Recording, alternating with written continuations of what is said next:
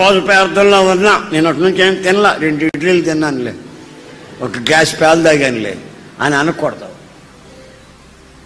ఉపవాసం అంటే ఉపవాసం ఉండాలి అంతే. ఇడ్లీలు తిని గ్యాస్ పాలు తాగి చక్కెరకెళ్ళి పండ్లు 3-4 తింటే అది ఉపవాస ప్రార్థన. పాయాసం గాయించుకో, జీడిపప్పు వేసి దాచి చేసి పెద్ద కప్పు తాగు. మధ్యాహ్నం ఏం తినొద్దనో. ఇక సాయంత్రం 4 గంటలు అయిన తర్వాత 2 చపాతీలేనా, నువ్వు తినగలిగితే కొంచెం అంత అన్నం అన్నా. మరి ఫ్రూట్స్ ఉంటే, పళ్ళు ఉంటే పళ్ళ రసం పిండుకొని అది కూడా తాగొచ్చాను.